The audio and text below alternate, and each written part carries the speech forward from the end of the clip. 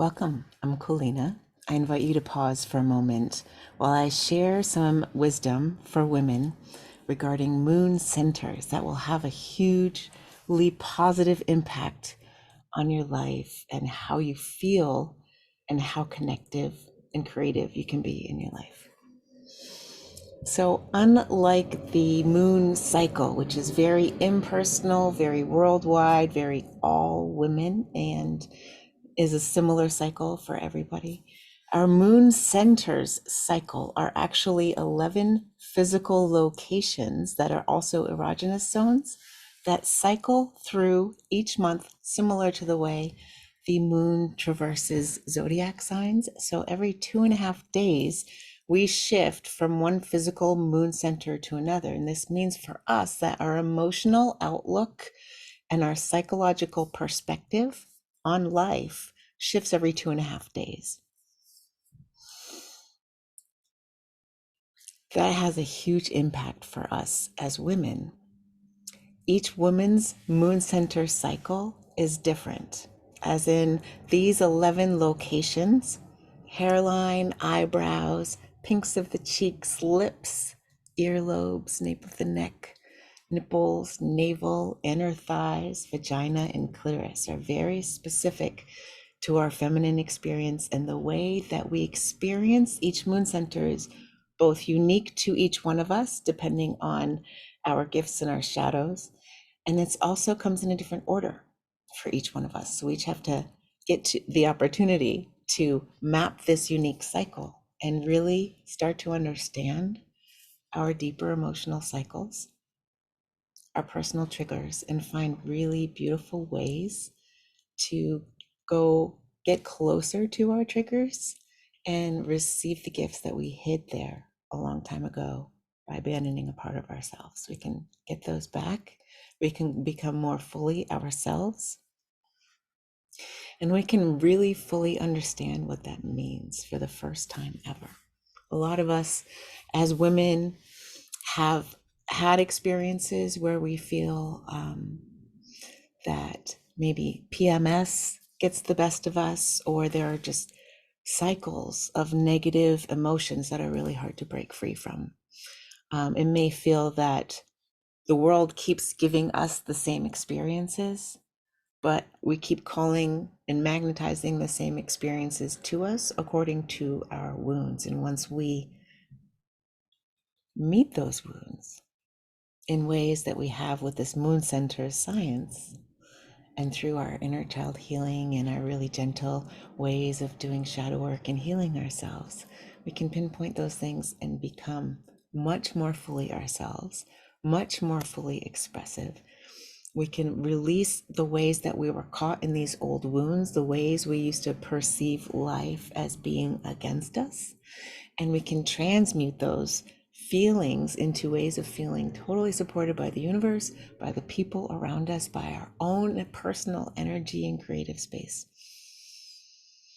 So I'm going to next share videos about each of the moon centers that I have specified. So just as like a little understanding of how different these moon centers can be. Just as an example, our navel moon center is very physical. This is where we hold our chi. This is also the creative source of our physiology. So we both like to be physical and subtle in this moon center. We can be creative and outgoing. We like to physically move the navel, and that creates a very grounded, stable feeling for us in this moon center. We have some moon centers that are more likely to be more emotionally over the top than other moon centers, and that's consistent for everybody. But how triggered we get really is a personal experience. The lips and the pinks of the cheeks, they don't come usually one right after the other. They come at very different parts of your monthly moon center cycle, but they hold more potent energies. With the pinks of the cheeks, we can be very enraged and we can be very radiant. So by actually leaning into our rage and seeing the source of it, giving it a healthy avenue for expression, we can arrive at our radiance and we can work on our radiance. We don't need to force our radiance, because by being with the things that block it, we can clear that and we can allow that to come up out of us rather than trying to chase it with products or with certain exercises. Not that exercises aren't great and don't help our inner radiance, but when we go from it at it from an outward perspective, it ends up being self-depreciating because it comes from a space of being in lack of that. So instead, we flip that. So each moon center has its positive, negative, and neutral, which is the highest. Because with positive and negative, there are two sides to one coin and they can flip back and forth quite easily. But when we know how to achieve that more neutral space, we have the wisdom of both the positive and the negative. And it's grounded and it feels good. And it's not, oh, this or that, and bouncing back and forth. It's very stable.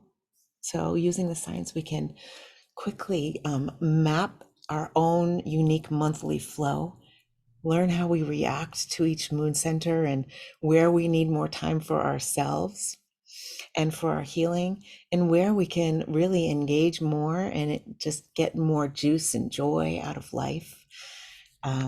And we can really transform those spaces with that inside of us that have been blocked and held back by just learning how to serve them better, simply with little bits of effort.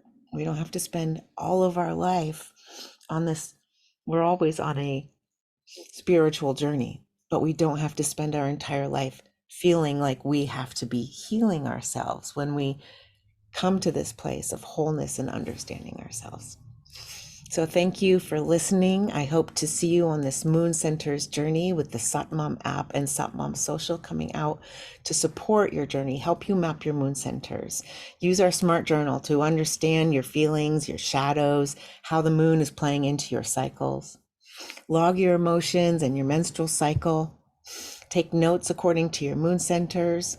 Map your own moon center calendar. Get a notification every day about which moon center you're in. This has been the most valuable thing in my life right now when I'm not, and I forget to stay logged into my app and I'm not getting that moon center notification every day. I feel a little bit like out in the clouds.